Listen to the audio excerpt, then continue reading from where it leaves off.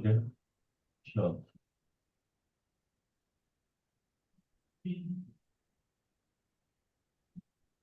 Hammaga ko'rindimi ekranda? Ushbu qo'llanmani sizlarga elektron versiyasi xat bilan tushirildi. Hammanglar olgan bo'lishinglar kerak. Bu elektron versiyasini har bitta maxsus pedagogga yetkazishingiz shart. Xo'p, bu umumiy o'rta ta'lim muassasalarida faoliyat yuritayotgan maxsus pedagoglar uchun qo'llanma bo'lib, bu yerda o'sha maxsus pedagoglarimiz nima ish qilish kerakligi, qanday ishni tashkil etish kerakligi, ularni korreksion xonalari qanaqa bo'lishi kerakligi haqida ma'lumot berilgan. Bu qo'llanmani kirish qismi hamma o'qib bemalol nima qilib olishi mumkin, nima maqsadda tayyorlanganligini. Endi hammamiz bilamizki, maxsus pedagog deganni o'zi oliy ta'lim muassasasidan nuqtai nazardan olib qaraydigan bo'lsak, bu maxsus pedagogika fani nimani o'rganadi?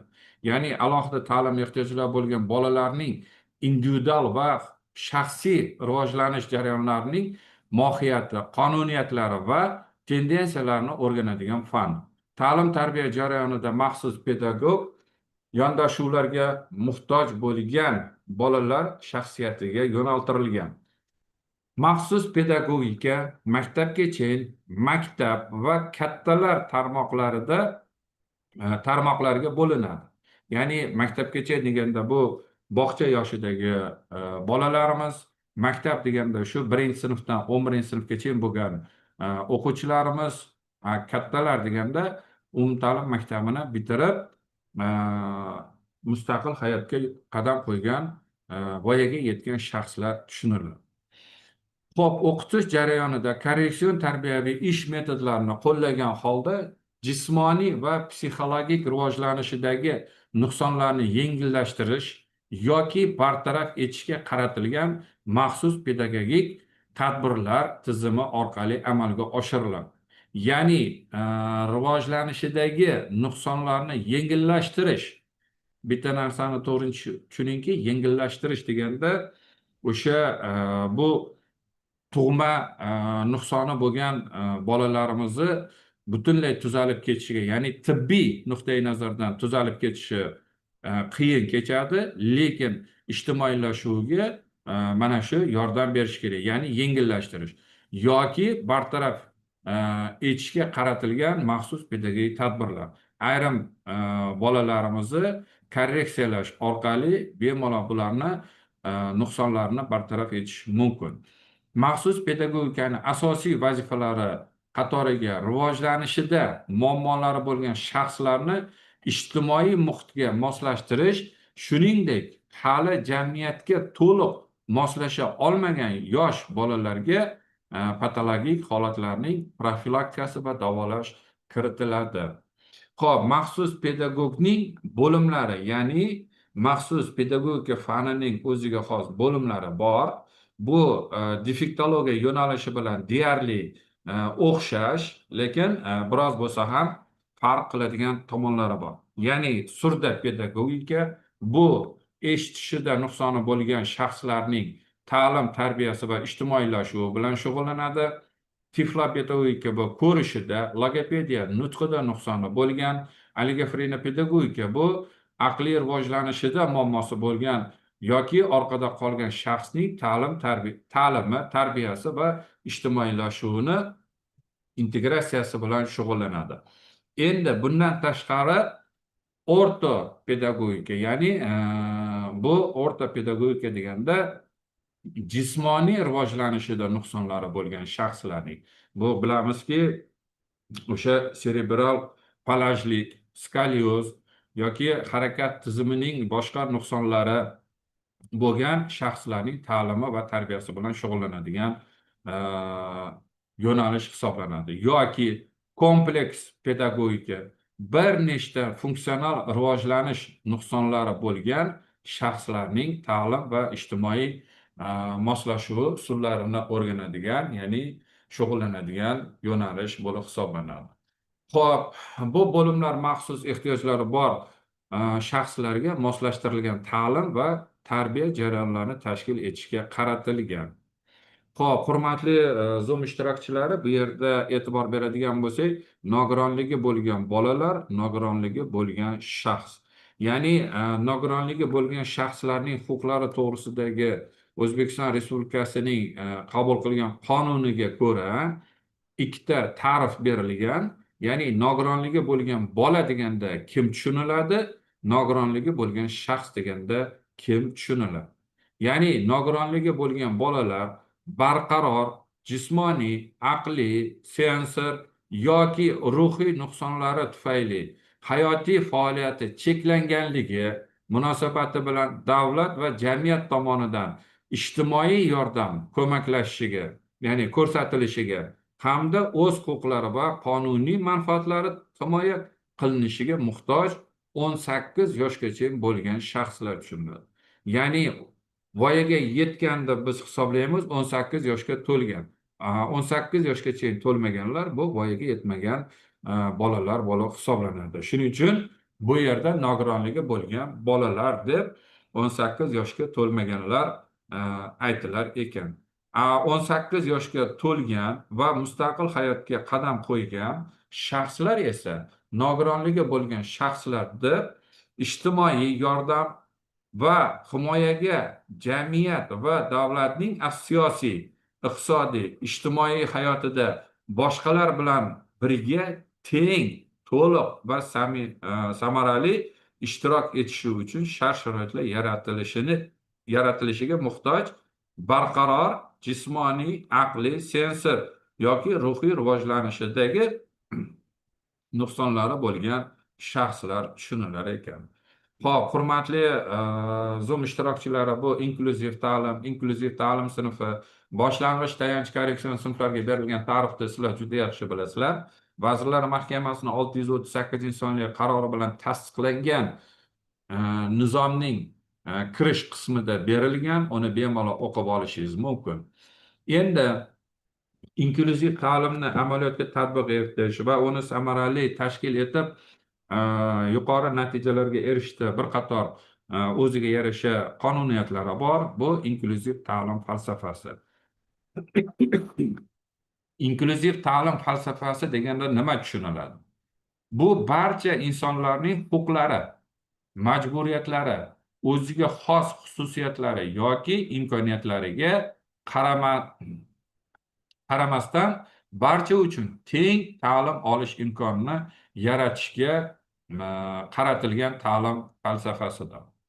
Asosiy maqsad har bir o'quvchining ehtiyojlarini va qobiliyatlarini inobatga olgan holda barchani birday ta'lim olish uchun ochiq va teng imkoniyatlar bilan ta'minlashdan iborat. Inklyuziv ta'lim falsafasi bilan birgalikda buni amalga oshirishda va uni o'ziga xos tamoyillari bor.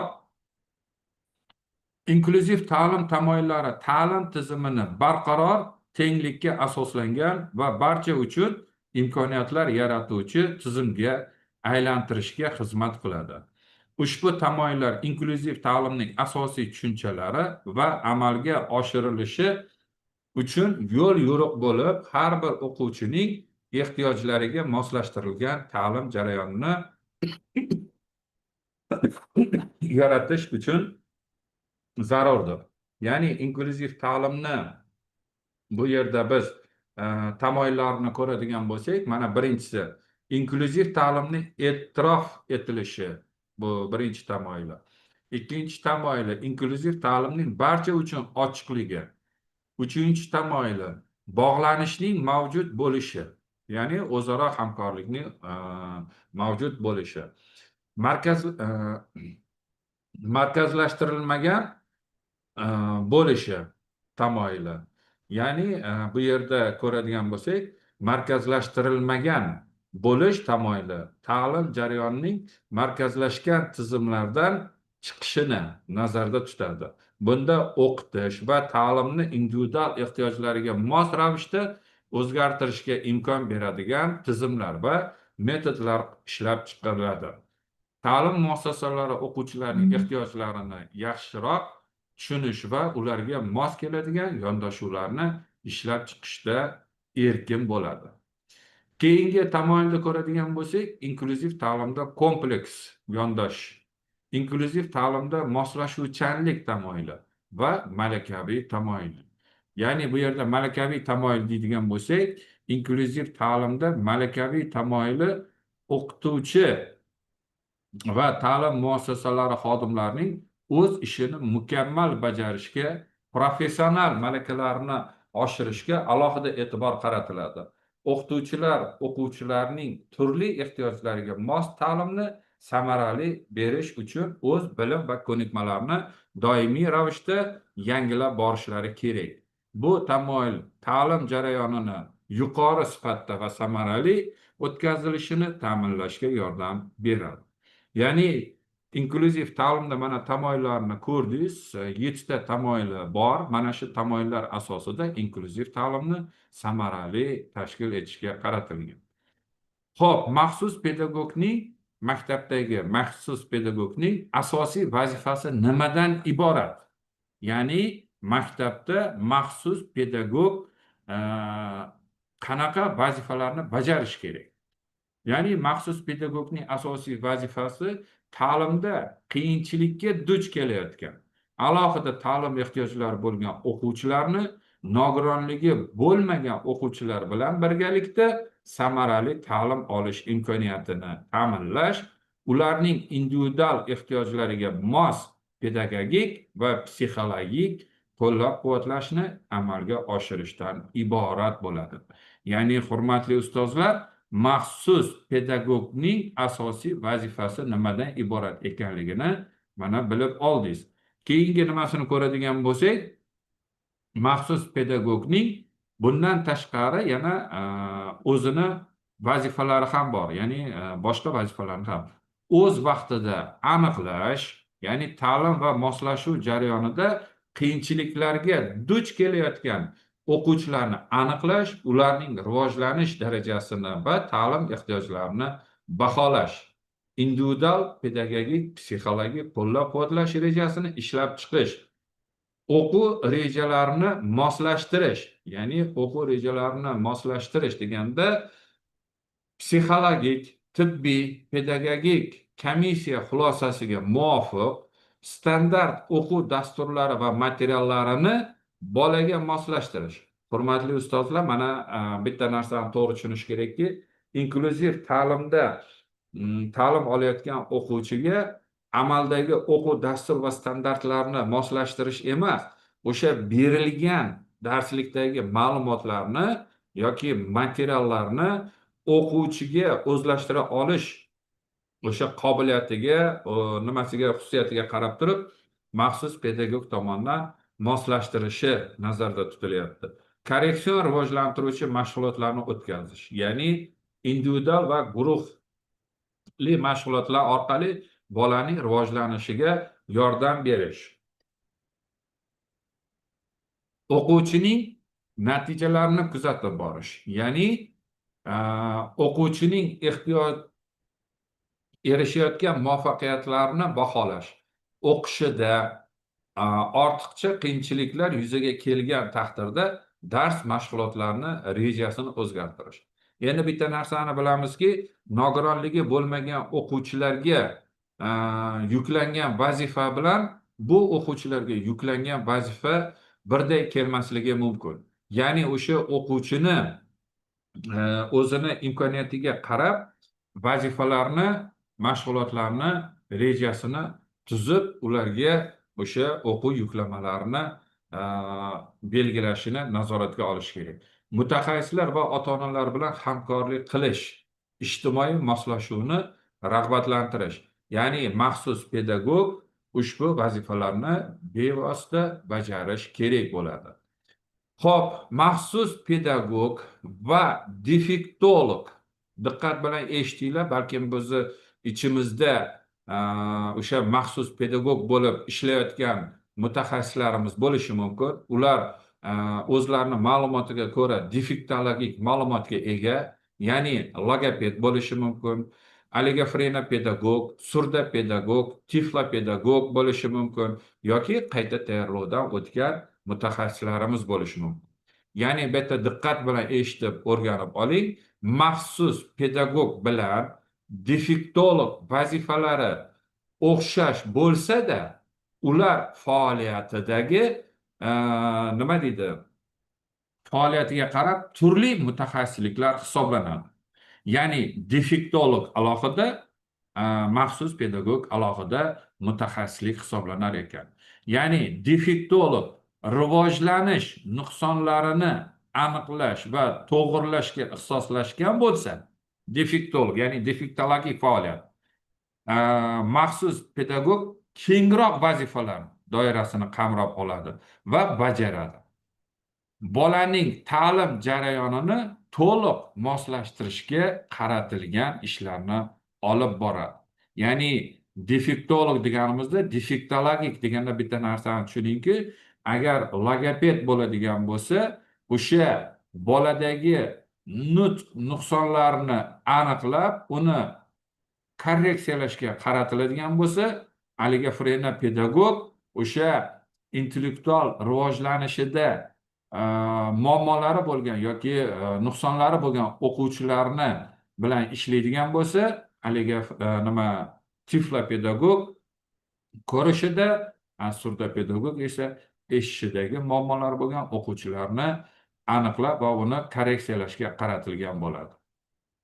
Maxsus pedagogning vazifasi esa bu o'sha keng qamrovli bo'lib, bolaning ta'lim jarayonini to'liq moslashtirishga qaratilgan ishlarni olib boradi. Xo'p, maxsus pedagog qanday fazilatlarga, ya'ni shaxsiy fazilatlarga ega bo'lishi kerak? Maxsus pedagog alohida ta'lim ehtiyojlari bo'lgan o'quvchilar uchun maxsus pedagog bo'lishini istagan inson muayyan shaxsiy sifatlarga ega bo'lishi lozim.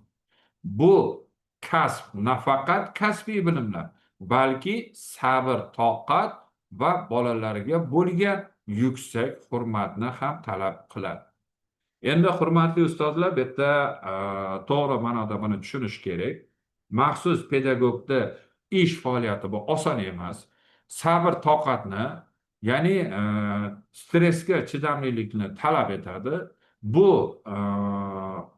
mutaxassislarimiz o'ziga xos o'quvchilar bilan ishlaydi.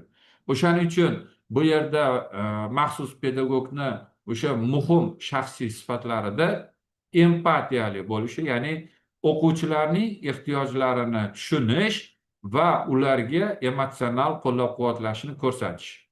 Mas'uliyatli bo'lish, ya'ni o'quvchilarning ta'lim olishiga va rivojlanishiga jiddiy yondash. Tashkilotchilik qobiliyati, ya'ni o'quv jarayonini tizimli va tartibli tashkil etish qobiliyatiga ega bo'lish kerak. Bundan tashqari, xotirjamlik, ya'ni xotirjamlik nimasida bo'lish kerak? Xotirjam. Murakkab va kutilmagan vaziyatlarda o'zini yo'qotib qo'ymasdan ehtiyotkorlik bilan harakat qilish.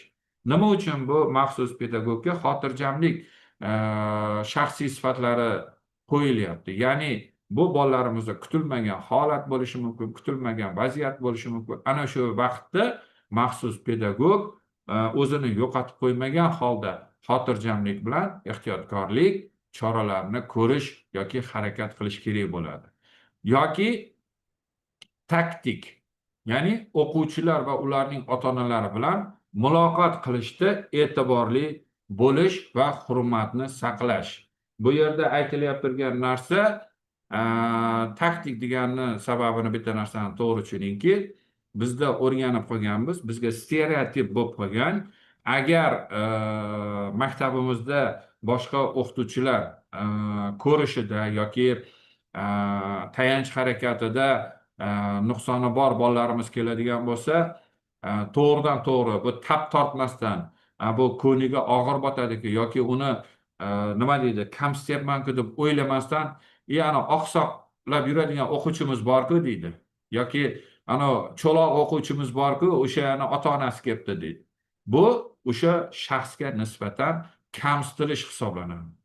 Bunday holatlarda o'sha ijobiy muloqot degani, taktik bo'lish degani, hurmatni saqlagan holda 7-sinfdagi alohida ta'lim ehtiyojlari bo'lgan yoki nogironligi bo'lgan palonchi pistonchini ota-onalari kelibdi degan muloqot qilishni bilish kerak. Ya'ni hurmat yuzasidan muloqot qilish kerak. Keyingisi maxsus pedagogni stressga chidamliligi. Uzoq vaqt emotsiya va ehtiroslarga boy mehnat jarayonida barqarorlikni saqlay olish kerak. Ya'ni bu yerda bitta narsaki, kasbiy stress, emotsional so'nish degan tushuncha bor. Hammamiz bilamiz, bu psixologiyada ko'p ishlatiladi. Ayniqsa bu inklyuziv sinflarda ta'lim olayotgan o'quvchilar bilan ishlayotgan pedagoglarimizni yoki maxsus pedagoglarimizni bevosita o'sha stressga bo'lgan chidamliligini yengib o'tish kerak. Ya'ni chidamli bo'lish kerak. Bo'lar bo'lmaska haligi o'zidan o'zi asabiylashib, nima qilib stressga tushib qolish kerak emas. Ya'ni mana shu holatlarda stressdan chiqa olish yo'llarini ham bilish kerak. Xo'p, rivojlanishida turlicha o'ziga xos xususiyatlarga ega bo'lgan o'quvchilar bilan ishlash ko'nikmas. Ya'ni har bir o'quvchiga individual yondoshuvni topish. Ya'ni bu nafaqat maxsus pedagogga, balki fan o'qituvchilarimizga ham taalluqli bo'lgan shaxsiy sifatlardan biridir. Undan keyingisi moslashuvchanlik. Ta'lim jarayonida turli vaziyatlarga tez va samarali moslasha olish. Bu yerda bitta narsani to'g'ri tushunish kerakki, maxsus pedagoglarimiz o'sha sharoitga qarab tez moslasha olish xususiyatlariga ega bo'lish kerak. Nega deganda, ko'p maktablarimizda hali xona ajratish imkoniyati bo'lmasligi mumkin yoki xona ajratish imkoniyati bo'lsa ham uni jihozlay olmasligi mumkin. Mani jihozim yo'q, xonam bo'sh degan qandaydir tushkun holatga tushib nima qilish mumkin. Ya'ni mana shunaqa vaqtlarda maxsus pedagog o'sha sharoitdan kelib chiqqan holda o'z vazifasini bajarish uchun moslashuvchan sifatlarga ega bo'lish kerak. Ya'ni maxsus pedagog nafaqat o'quvchi, balkim o'qituvchidan ham katta mehr, sabr va kasbiy mahorat talab qiladi. Agar siz o'qituvchilarga yordam berishni va ularning rivojlanishiga hissa qo'shishni istasangiz, bu kasb siz uchun juda mos bo'lishi mumkin degan xulosa bilan yakunlayapmiz. Ya'ni maxsus pedagog bo'lib ishlash uchun mana shunday xususiyatlarga, ya'ni shaxsiy sifatlarga ega bo'lish kerak. Xo'p, hurmatli Zoom ishtirokchilari, mana sizni bevosita tumaningizda yoki shaharingizda umumta'lim maktablarida maxsus inklyuziv ta'lim joriy etilgan. Shu bilan birgalikda korreksion sinflari ham mavjud. Mana shularga e'tibor berib, har bitta maktabda maxsus pedagogni xonasini tashkil etish kerak. Maxsus pedagogni xonasini tashkil etish uchun bu yerda tavsiya berilyapti. Mana bu tavsiyadan kelib chiqqan holda maxsus pedagoglarni xonasi tashkil etiladi. Ya'ni maxsus pedagogni xonasini tashkil etish uchun nimalarga e'tibor berish kerak, shuni yaxshilab bilib olishingiz kerak. Bu umumiy qoidalar hammangiz bilasiz, nima maqsadda tashkil etilayotganligi, nima uchun kerakligi ko'rsatib o'tilgan. Endi maxsus pedagog xonasini tashkil etishdan asosiy maqsad, ya'ni alohida ta'lim ehtiyojlari bo'lgan o'quvchilarga ta'lim dasturlari mazmunining minimal darajada o'zlashtirishlariga yordam berish, ta'lim jarayoni dinamikasida o'quvchining kognitiv sohasini korreksiyalash va rivojlantirish, jismoniy va psixik rivojlanishidagi kamchiliklarni korreksiyalash, ularga sifatli ta'lim xizmatlarini ko'rsatish, ularning jismoniy, intellektual, ma'naviy va axloqiy kamolat topishida pedagoglarga, ota-onalarga yoki ularning o'rnini bosuvchi shaxslarga yordam ko'rsatish maqsadida tashkil etiladi. Endi tashkil etish bilan birgalikda maxsus pedagog xonasidagi vazifalar nimadan iborat? Ya'ni o'sha qanday vazifalarni bajaradi? Ya'ni alohida ta'lim ehtiyojlari bo'lgan bolalar bilan diagnostika o'tkazish, pedagog xodimlar va ota-onalarga konsultatsiyalar berish, o'quvchining jismoniy va psixik rivojlanishidagi salbiy holatlarni hamda ta'lim olishdagi qiyinchiliklarni aniqlash, tanlangan pedagogik, psixologik, individual qo'llab-quvvatlash rejasini o'quvchining rivojlanish e, darajasiga muvofiqligini nazorat qilish, alohida ta'lim ehtiyojlari bo'lgan o'quvchilar uchun individual yoki guruhli korreksion rivojlantiruvchi mashg'ulotlarning dasturlarini tuzish, individual yoki guruhli korreksion mashg'ulotlarni o'tkazish. Endi bu yerda aytishingiz mumkin, individual yoki guruhli korreksion mashg'ulot nima, yoki e, individual hamda guruhli korreksion rivojlantiruvchi mashg'ulotlar nima degan tushuncha bo'lishi mumkin. Ya'ni bu yerdagi ikkovi deyarli bir, lekin korreksion rivojlantiruvchi deganda o'sha bolani qaysi qobiliyatida qiyinchiliklarga duch kelayotgan bo'lsa hayotda, ana o'sha qobiliyatlarni rivojlantirishga qaratilgan korreksion mashg'ulotlar hisoblanadi. Guruhli, ya'ni oddiy korreksion mashg'ulotlar esa u bola bilan o'sha moslashishga yoki o'sha tengdoshlari bilan o'zaro nimaga kirib ketishiga, hamkorlikda nima deydi, do'stona munosabatda bo'lishiga qaratilgan mashg'ulotlar nazarda tutilmoqda. Xo'p, maxsus pedagogik xonasini tashkil etishda bu yerda qo'yilgan biz minimal talabni qo'yganmiz, ya'ni minimal emas, bu maksimal darajadagi talab. Ya'ni bu yerda o'sha e'tibor beradigan bo'lsangiz, maxsus pedagogik xonasi korreksion mashg'ulotlar xonasi hisoblanib, diagnostika, korreksion rivojlantiruvchi va konsultatsiya ishlarini olib borish uchun maxsus jihozlangan alohida xona hisoblanadi. Maktabning, diqqat bilan eshiting, hurmatli metodistlar, tumanda o'tirgan va viloyatda o'tirganlar, siz ertaga maxsus pedagoglarga buni tushuntirayotganingizda, maktab rahbariyatiga buni tushuntirayotganingizda nima maqsadda tashkil etish kerakligini o'zingiz yaxshilab tushunib olishingiz kerak. Ya'ni maktabning imkoniyatidan kelib chiqib maxsus pedagog xonasi bir nechta funksional xonalarga yoki umumiy maydoni 50 kvadrat metrdan kam bo'lmagan, ta'lim ma'lum zonalarga bo'lingan bitta xonadan iborat bo'lishi mumkin.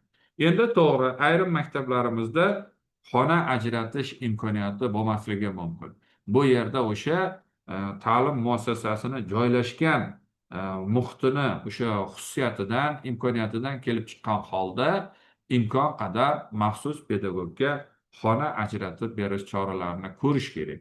Endi juda haligi haddan tashqari xona ajratish imkoniyati bo'lmaydigan bo'lsa, alohida bitta joyni, ya'ni o'sha psixolog bilan birga o'tiradimi yoki logoped bilan birga o'tiradimi yoki qandaydir nima bilan birga o'tiradi, mana shularda o'shalarga imkoniyatni qilgan holda mana shu yo'riqnoma asosida tashkil etish choralarini ko'rish kerak.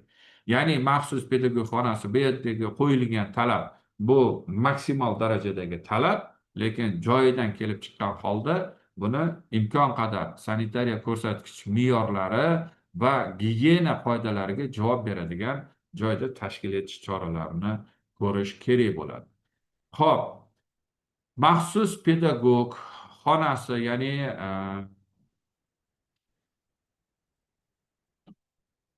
maktab o'qituvchilari, o'quvchilar, ota-onalar uchun qulay bo'lgan binoda yoki joyda tashkil etish maqsadga muvofiq hisoblanadi. Xo'p, mashg'ulotlar xonasining jihozlanishi o'quvchi uchun qulay va psixoemotsional muhitga mos holda yaratish hamda ortiqcha jihozlar bo'lmasligi kerak. Ya'ni hurmatli ustozlar, mana metodistlar va ayrim maxsus pedagoglarimiz xonasini juda haligi to'ldirib tashlab, haligi qandaydir nima deydi, osilib turadigan nimalar bilan ham jihozlab tashlaydi. Iloji boricha bu yerda o'sha bolani ruhiyatiga ta'sir etmagan holda o'sha har bir bola uchun qulay bo'lgan ko'rinishda jihozlashga, ya'ni oddiylikka e'tibor bergan holda jihozlanishi kerak bo'ladi. Haddan tashqari bu bachkana qilib bezatish ham to'g'ri kelmaydi. Endi aytishingiz mumkin, maxsus pedagog xonasini jihozlash uchun uni olib berish kerak, buni olib berish kerak, boshqa qilish kerak. Yo'q, asta-sekinlik bilan bular amalga oshadi, asta-sekinlik bilan bu narsa ta'minlanadi. Lekin biz mavjud imkoniyatlardan foydalanishimiz va o'zimiz uchun qulay sharoit yaratishimiz kerak bo'ladi. Maxsus pedagog xonasida asosan o'sha parta, stol, stul, shkaf, nima deydi, ayrim ko'rgazmali qurollar sotib olinishi kerak bo'ladigan bo'lsa, qolgan aksariyatini maxsus pedagoglar o'zlari qo'l mehnati bilan bemalol tayyorlashi, bemalol o'sha ko'rgazmali qurollarni yasashi mumkin. Ya'ni nima uchun bu narsani aytyapmiz? Bu maxsus pedagogni xonasini tashkil etish bo'yicha pedagogik faoliyat bo'yicha ham aytganmiz va u yerda bir qancha didaktik materiallar, tarqatma materiallari va boshqa nima o'yin, mashq, mashg'ulotlar bo'yicha topshiriqlar, ya'ni ko'rgazmali nimalarni berganmiz, ba'zi namunalarni. Ana o'shandan kelib chiqqan holda maxsus pedagog o'zi ham yasab olsa bo'ladi. Albatta bu zavod va fabrikadan ishlab chiqilgan ko'rinishdagi nimani talab qilish ham to'g'ri kelmaydi. Bunga asta-sekinlik bilan erishamiz. Xudo xolasa bu narsa ham amalga oshadi. Agar buni bevosita o'sha maxsus pedagoglar o'zlari juda yaxshi biladi. Oddiy o'sha ta'lim bo'yicha ko'rgazmali qurollar yoki tarqatma materiallarni ko'rib o'zlari ham yasasa bo'ladi. Xo'p, maxsus pedagogning ish o'rni va joyini tashkil etishda belgilangan talablardan tashqari bir nechta mezonlarni ajratib ko'rsatish mumkin bu yerda. Ya'ni maxsus pedagog o'zini xonasini tashkil etish va ish o'rnini yaratib faoliyatini olib borishda bundan tashqari boshqa mezonlar ham bor. Ya'ni ilmiylik deyapmiz. Bu yerda maxsus pedagog metodik bazasini shakllantirishda malaka va metodik talablariga muvofiqligi. Ilmiylik deganda maxsus pedagog o'zini metodik bazasini shakllantirishda ana o'shalarga e'tibor berish kerak. Bundan tashqari salomatlikni saqlash, o'sha maxsus pedagog xonasida salomatlikni saqlash bo'yicha nima ish qilish kerakligi, bolaning yoshiga mosligi, ya'ni o'quvchilarning yosh xususiyatiga mos keladigan shart-sharoitlarni ta'minlash hamda o'yin vositalarining mosligi va boshqalar. Ya'ni o'sha bolaning yoshiga mosligi deganda maxsus pedagog o'ziga biriktirilgan sinf bo'yicha o'sha bolani yosh xususiyatiga mos o'yin vositalarini yoki ta'limiy vositalarni nima qilish kerak? Bilan ta'minlashi kerak. Reabilitatsiya, ya'ni tiklash degan ma'noni bildiradi. Maksimal darajada organizmning buzilgan funksiyasini qisman yoki to'liq korreksiyalash va ijtimoiylashuvda pedagogik tomondan shart-sharoitlar yaratish, turli funksional buzilishlarni korreksiyalash va rivojlantirish deyilyapti. Ana o'sha boladagi funksional buzilishni to'liq diagnostika qilib bo'lganingizdan keyin, ya'ni o'zi ta'lim berish jarayonida yana aniqroq ma'lumotga ega bo'lasiz. Mana shu jarayonda o'sha boladagi funksional buzilishni qisman yoki to'liq bartaraf etishga erishilgan.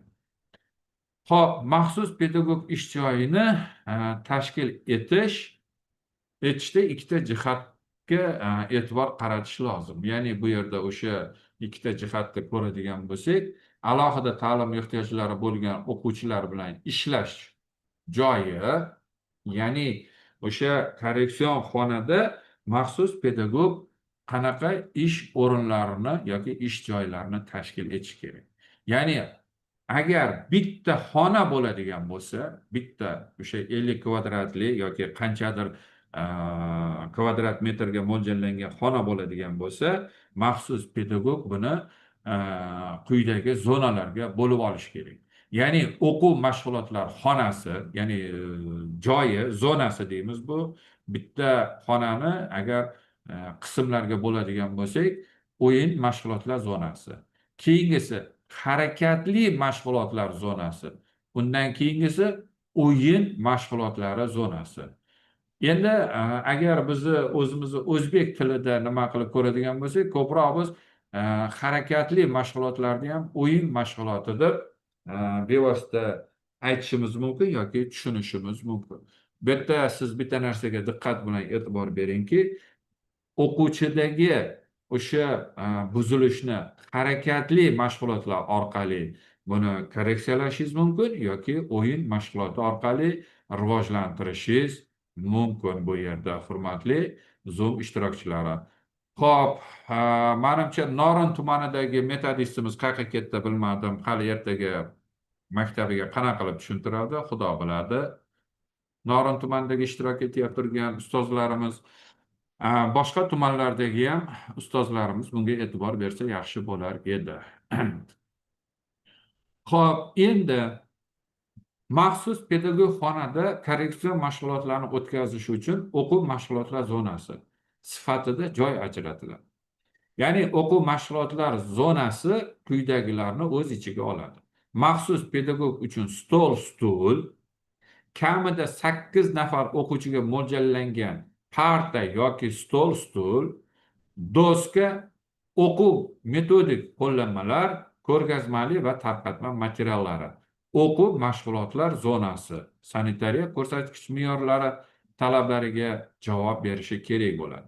Ya'ni o'quv mashg'ulot zonasida maxsus pedagogni joyi ham bo'ladi, hamda o'quvchilar bilan shug'ullanadigan parta, stol, stul hamda doskalar ham bo'lishi kerak bo'ladi. Nima uchun 8 nafar deyapmiz? Endi bu 8 nafar bu maksimal darajadagi qo'yilgan talab. Ya'ni bu o'sha korreksion sinfdagi yoki boshqa logopediya mashg'ulotlarida shug'ullanadigan bolalarimiz minimal qo'yilgan talab bu 8 nafar deyilgan. Shundan kelib chiqqan holda maxsus pedagogga biriktirilgan sinfda bir nafardan endi hududdagi ta'lim muassasasini joylashgan sharoitidan kelib chiqib, u yerda nima deydi, bitta sinf bo'lishi mumkin yoki ikkita, uchta sinf bo'lishi mumkin. Ana o'sha sinfdagi bola soniga qarab, agar bitta sinf bo'ladigan bo'lsa, u yerda alohida ta'lim ehtiyojlari bo'lgan o'quvchilarimiz 4 va undan ortiq ham bo'lishi mumkin. Chunki u bolalarni ikkiga bo'laman desa, o'sha sinfni B sinfi yoki V sinfi mavjud emas. O'shaning uchun bitta A sinfda o'zida bolalar o'qishga majbur bo'ladi. Shundan kelib chiqib bu qo'yilgan talab.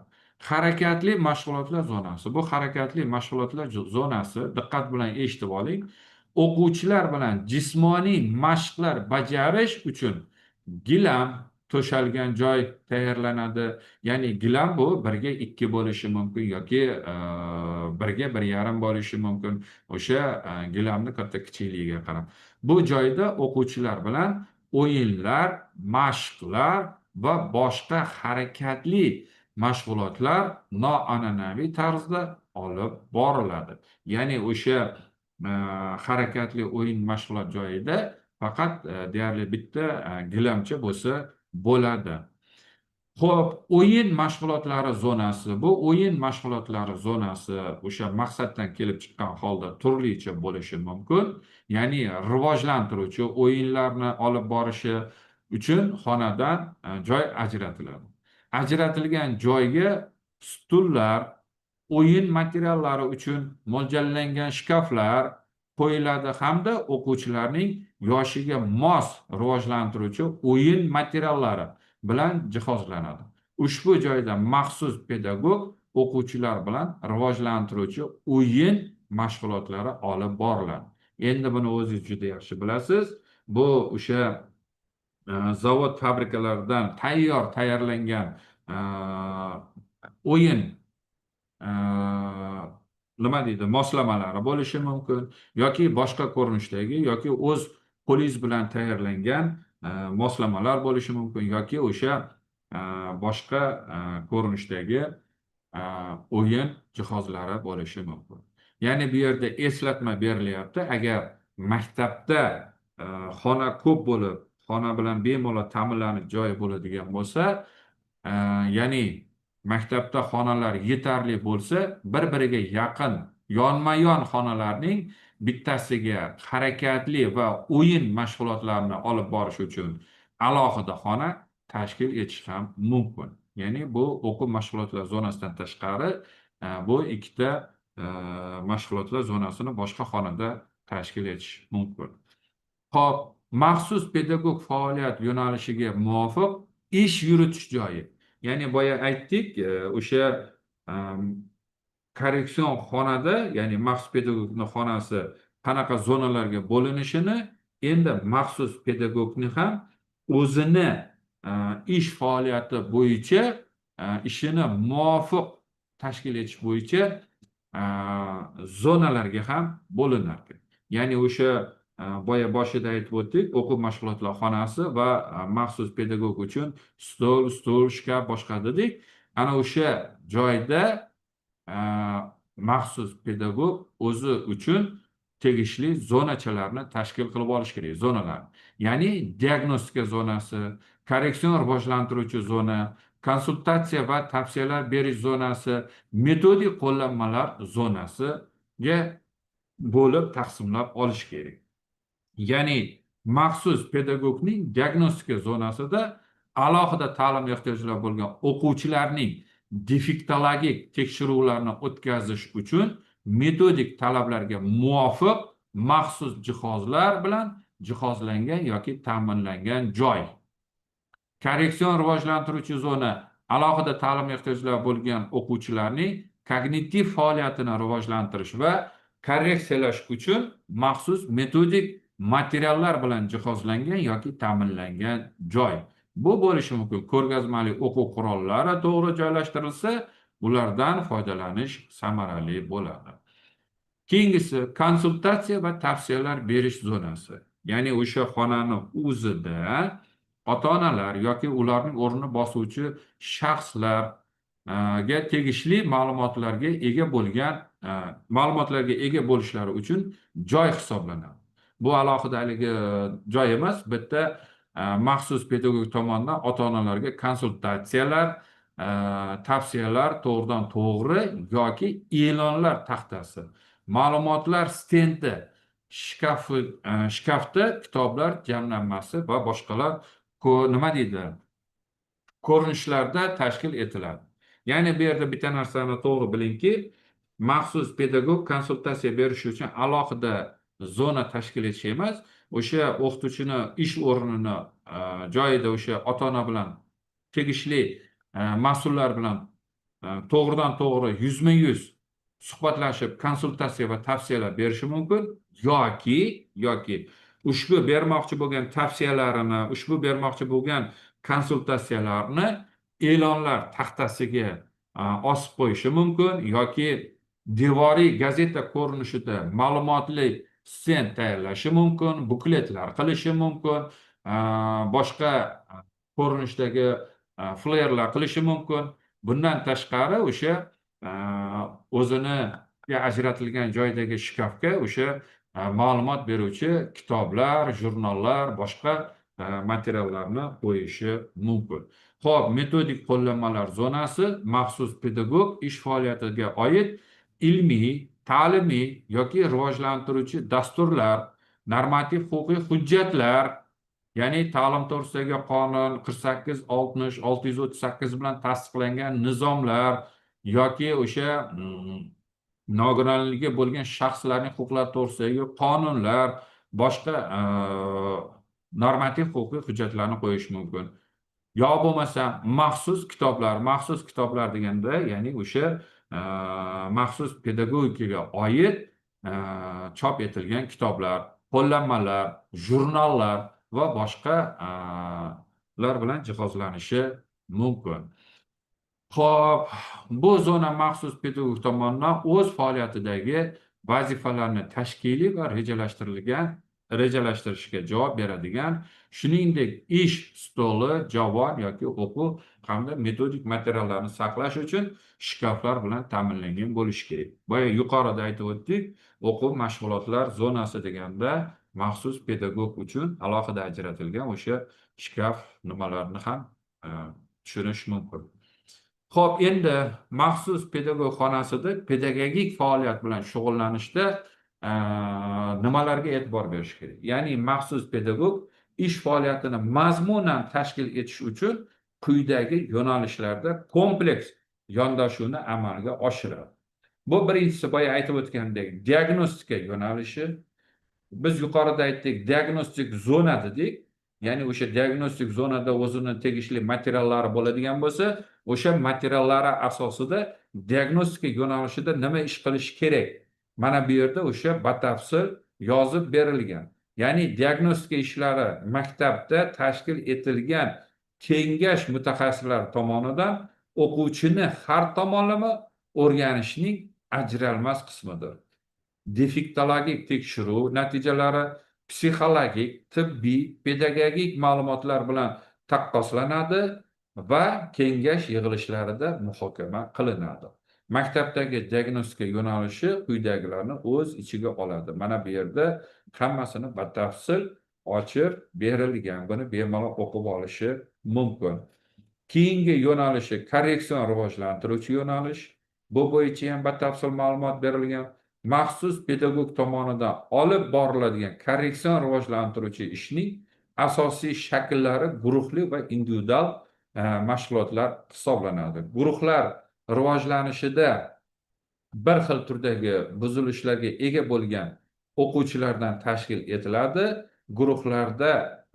Guruhda o'quvchilar soni ularning funksional buzilish darajasiga qarab 2 nafardan 8 nafargacha ham bo'lishi mumkin.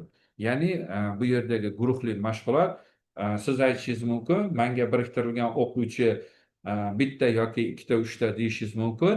Endi bu yerda bitta narsani hisobga olingki, ayrim maktablarimizda hamma sinf uchun maxsus pedagog shtati ajratilgani bilan mutaxassislar yetarli emas.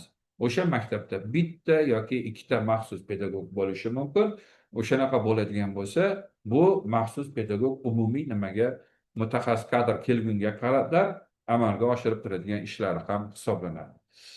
Xo'p, keyingisi maxsus pedagogning korreksion ishlaridagi asosiy vaqt bu boshlang'ich sinf o'quvchilari bilan mashg'ulotlar o'tkazishga yo'naltiriladi. Biroq korreksion mashg'ulotlar 5-11 sinf o'quvchilari bilan ham olib borilishi mumkin. Ya'ni avvalgi yillarda defektologik mashg'ulotlarda qatnashgan, ammo mavjud nuqsonlari barqaror saqlanib qolayotgan va shu sababli korreksion ishlarini davom ettirishga ehtiyoji bo'lgan o'quvchilar kiradi. Ya'ni bu yerda o'sha korreksion ishlarda o'quvchilar oldindan borgan bo'lishi mumkin yoki 2-sinfdan 3-chi, 5-sinfga o'tgandan keyin ham davom etish kerak bo'lsa, ana o'sha ishlar davom ettirilib ketilaveradi. Yangi kelgan bo'lsa, yangi nimalarda ish boshlab amalga oshiriladi. Xo'p, endi keyingi yo'nalish bu maxsus pedagogning analitik tahliliy yo'nalishi. Ya'ni analitik tahlil qilib borish kerak. Maxsus pedagogning eng asosiy vazifalaridan bittasi bu analitik tahlil. Ya'ni bu analitik tahlilda bir nechta nima deydi? Yondashuvni nazarda tutadi. Ya'ni bolaning shaxsiy va kognitiv rivojlanishini tizimli tahlil qilib borish, individual rivojlantiruvchi dasturlarni ishlab chiqish, ixtisoslashtirilgan hamkorlikni ta'minlash, o'quvchilarga ortiqcha yuklama bermaslik, mutaxassislar o'rtasidagi hamkorlikni muvofiqlashtirish. Ya'ni bu o'sha maxsus pedagogning tahlil qilib borish jarayonida mana shularga e'tibor berish kerak bo'ladi. Ya'ni bu yerda mutaxassislar o'rtasidagi hamkorlikni muvofiqlashtirish deganda maktabda psixologik, tibbiy, pedagogik konsilium kengashi doirasida barcha mutaxassislar, ya'ni psixolog, maxsus pedagog, sinf rahbari va boshqa, bu yerda endi tibbiyot xodimi bo'lishi mumkin, boshqa yo'nalishdagi mutaxassislar ham bo'lishi mumkin. Ya'ni ularni faoliyatini muvofiqlashtirish bilan birgalikda hamkorlikda ishlashini ham nima qiladi? Ta'minlashi kerak bo'ladi. Undan keyingi nimasi? Konsultatsiya, ma'rifat va profilaktika yo'nalishi. Buni boya aytib o'tdik, zonalarga bo'lishdi. Xuddi mana shu joydagi amalga oshirishi kerak bo'lgan ishlari hisoblanadi. Undan keyingisi tashkiliy metodik yo'nalish. Tashkiliy metodik yo'nalishda nima ish qilish kerakligi bu yerda ko'rsatilgan. Buni batafsil o'qib, tanishib olishlari mumkin. Xo'p, endi asosiy qismi, ya'ni maxsus pedagogning xonasidagi shu yuqorida aytib o'tilgan ishlari bilan birgalikda asosiy ish faoliyati bu bolalar bilan korreksion rivojlantiruvchi ishlarni olib borishi. Korreksion rivojlantiruvchi ishlari qaysi yo'nalishlarda amalga oshiriladi? Bu yerda asosan o'sha asosiy yo'nalishlari quyidagilardan iborat. Ya'ni bu yerda o'sha birinchisi o'quvchilarning sensor va sensomotor rivojlanishini ta'minlash. Ya'ni bu o'quvchilarimizni biz xohlaymizmi, xohlamaymizmi, o'ziga xos sensorli, ya'ni qobiliyatlarni rivojlanishi bo'ladi. Ya'ni sezgi a'zolari faoliyatining faollashtirish, harakatlarni muvofiqlashtirish, tanani anglash va sezgi orqali bilim olish jarayonini rivojlantirish. Ya'ni sezish deganda hammamiz bilamizki, ko'rish, eshitish, ta'm bilish, hid bilish, teri orqali sezish, hid orqali sezish, bu sensor va sensomotor qobiliyatlarimizni qanchalik rivojlanganligini e'tibor qaratishimiz kerak bo'ladi. Keyingisi kognitiv sohani rivojlantirish. Kognitiv sohani bilamizki, bu psixologiya yo'nalishi bo'yicha bo'lib, ya'ni psixologik, ya'ni bilish jarayonlari desak ham bo'ladi. Kognitiv sohaga bu bolani o'sha diqqati, xotirasi, tafakkuri, idroki, muammoli vaziyatlarni hal qila olish ko'nikmalari, solishtirish, tahlil qilish, umumlashtirish kabi aqliy operatsiyalarni shakllantirishdir. Ya'ni intellektual qobiliyatini rivojlantirishdagi asosiy yo'nalishlardan biri bo'lib hisoblanadi. Keyingi nimasini ko'radigan bo'lsak, korreksion rivojlantirishda bolaning yoshiga xos yetakchi faoliyati turlarini normallashtirish. Ya'ni o'sha agar bog'cha yoshidagi bolalar bo'ladigan bo'lsa, bu o'yin faoliyati bo'ladi, ya'ni yetakchilik faoliyati o'yin bo'ladi.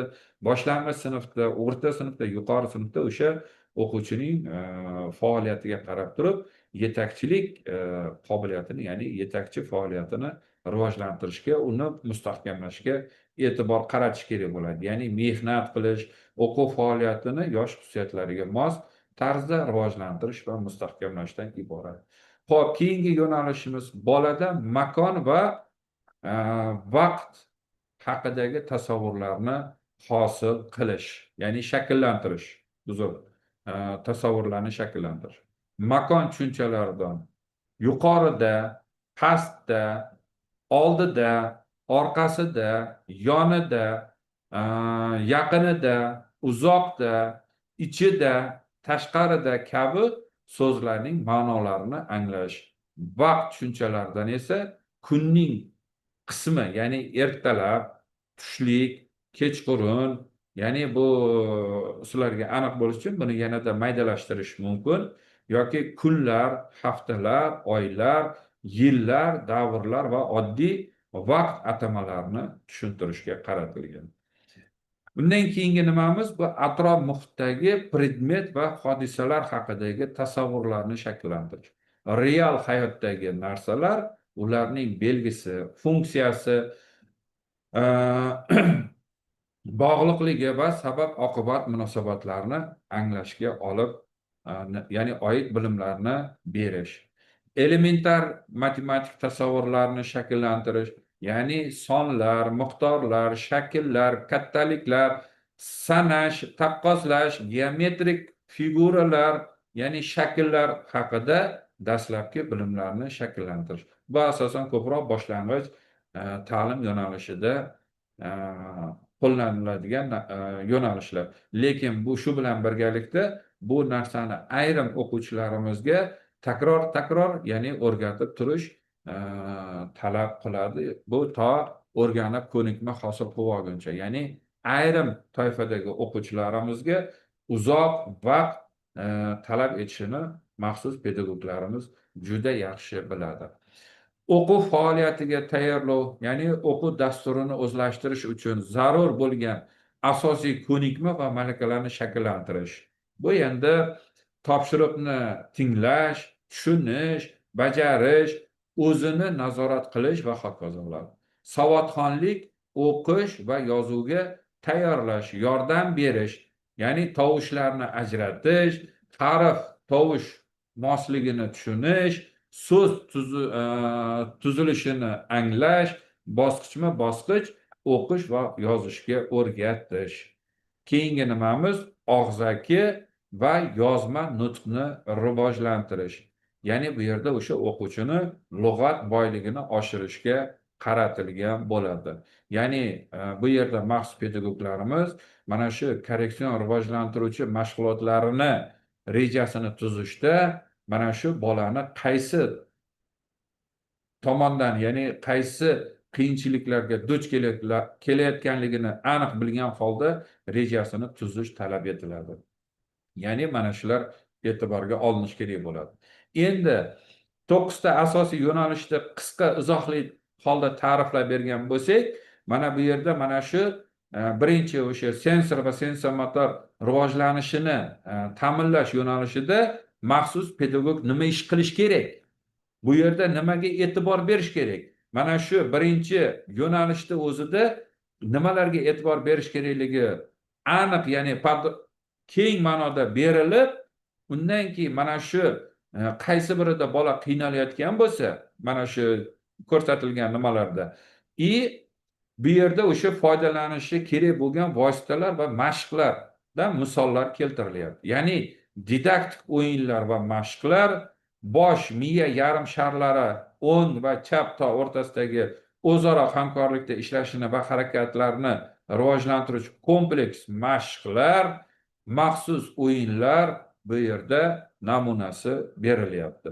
Yoki o'sha yo'nalishning ikkinchi qismi bo'lgan kognitiv sohasini rivojlantirishda mana bu yerda nimalarga e'tibor berish kerak va qo'llaniladigan vositalar, didaktik o'yin va mashqlar, eshitish diktantlari, o'tkazish tartibi va boshqa mana bir qancha bu yerda katta misollar. Mana shu misollarda maxsus pedagoglarimiz yaxshilab o'rganib o'zlashtirgan holda o'zlarini ish rejalarini tuzish kerak bo'ladi. Bu nimadan keyingi ko'radigan bo'lsak, uchinchi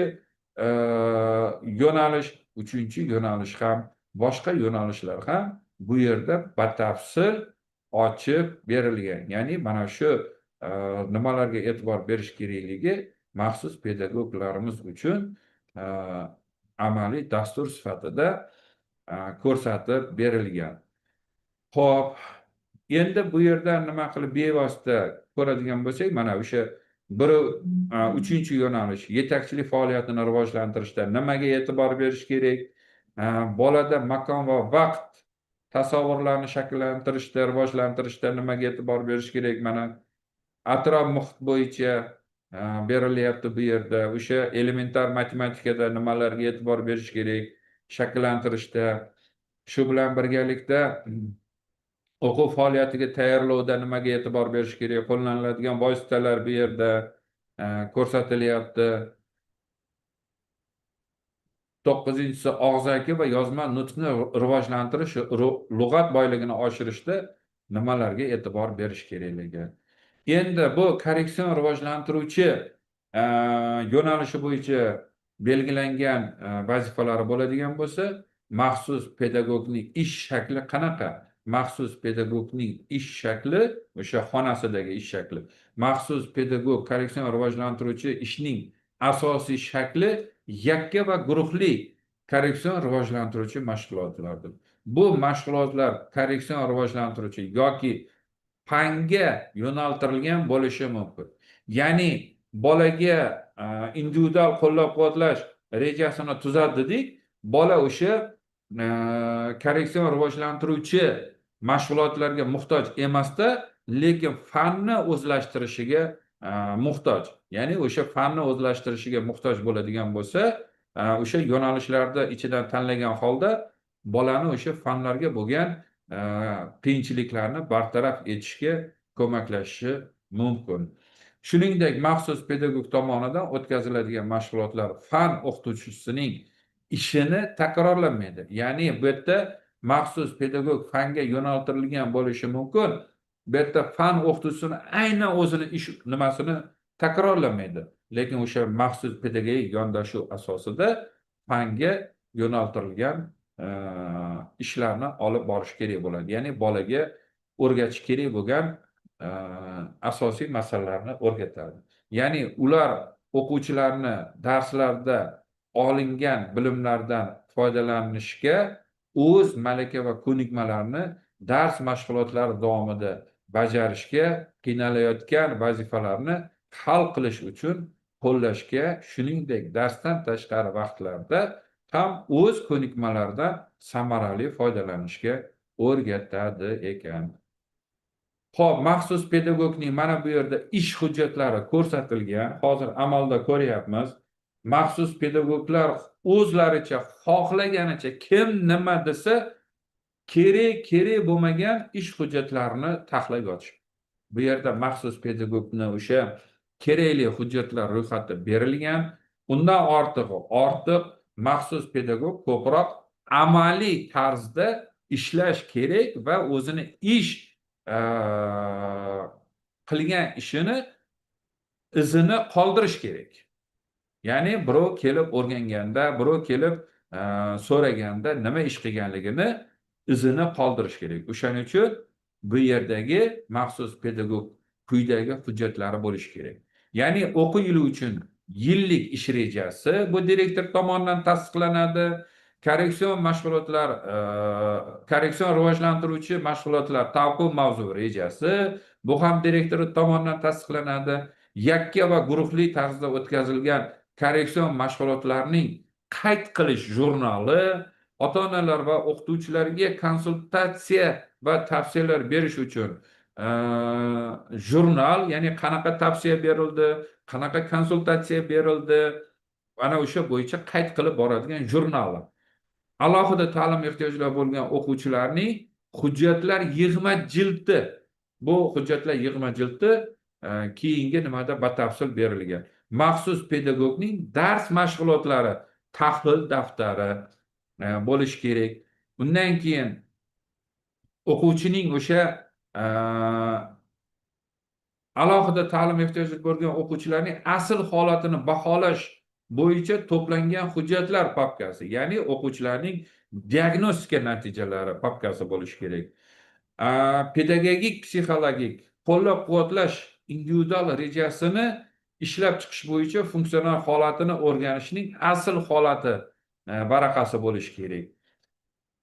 Va o'sha qo'llab-quvvatlash rejasi, ishlab chiqilgan qo'llab-quvvatlash rejasi va uning hisobotlari hamda maktabda tashkil etilgan pedagogik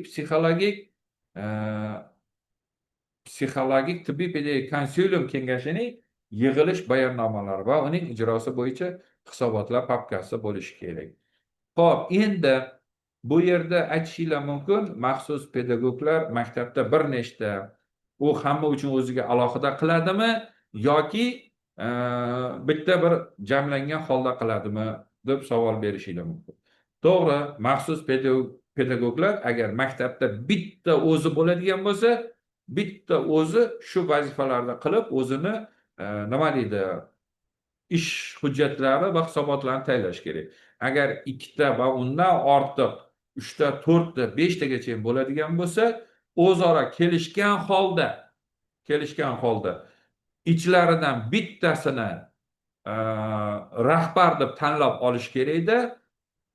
Rahbar tomonidan to'planadigan hujjatlar, tayyorlanadigan hujjatlar rahbar tomonidan umumlashtirib tayyorlanadi va unga boshqalar ma'lumotlarni berish kerak bo'ladi. Berish kerak bo'ladi. Ya'ni maktabdagi kengashning hujjatlarni rasmiylashtirish, bayonlashtirish e, rahbar zimmasida bo'ladigan bo'lsa yoki o'zaro kelishgan holda buni bittasi bajaradigan bo'lsa, ma'lumotlarni umumlashtirish, to'plash bittasida bo'lsa, mana shu kelishilgan holda ishni qilishlari kerak bo'ladi. Lekin ish reja har bitta maxsus pedagog o'zini ish rejasini tuzgan bo'lishi kerak. Mana bu maxsus pedagogning namunaviy yillik ish rejasi. Ya'ni bu o'sha o'quv yili boshida avgust oyida ish reja tuzilib tasdiqlangan bo'lishi kerak. Ya'ni ish rejada bu yerda 11 ta banddan iborat ish reja berilgan. Mana shu ish rejani maxsus pedagog o'zi to'g'rilab, ya'ni o'ziga moslashtirib tuzib olish kerak bo'ladi.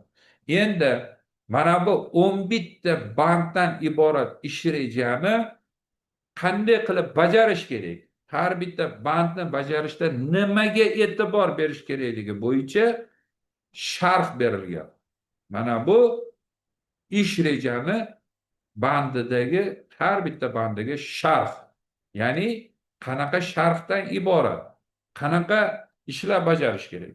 Misol uchun mana bu yerda ko'radigan bo'lsak, birinchi bandning ijrosi.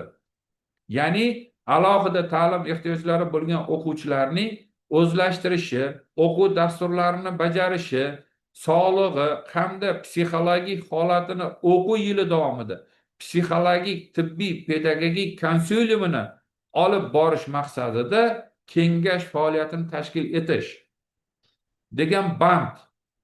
Bu bandni ijrosini ta'minlashda maxsus pedagog yoki pedagoglar kengash tarkibiga kiradigan mutaxassislarning ro'yxatini shakllantiradi.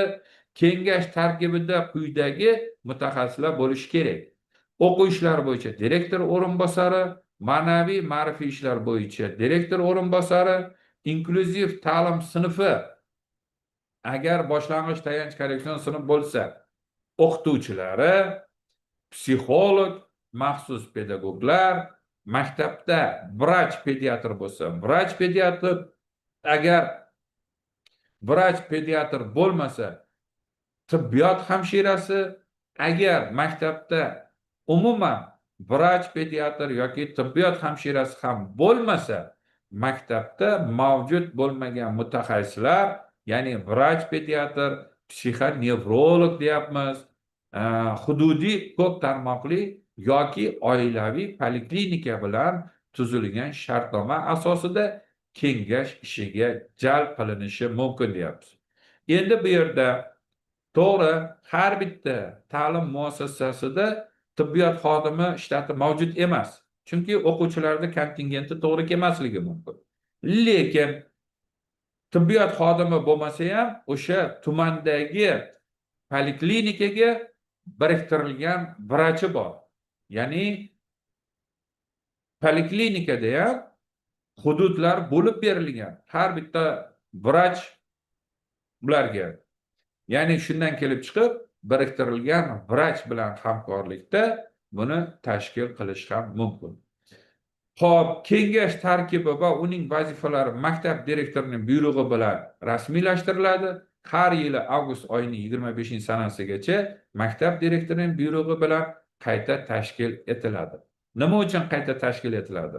Keyingi o'quv yiliga u o'quvchi nima deydi, nuqsonlari bartaraf etilib, tengdoshlari bilan inklyuziv birga o'qib, inklyuziv sinfdan chiqib ketishi mumkin, yoki boshqa maktabga o'tib ketishi mumkin, yoki yangi o'qituvchi kelishi mumkin. O'shaning uchun bu avgust oyida qayta tashkil etilishining asosiy sabablaridan biri hisoblanadi. Kengash faoliyati quyidagi berilgan namunalar asosida tashkil etiladi. Ya'ni maktab direktorining buyrug'i mana bu ko'rinishda tayyorlanadi va tasdiqlanadi.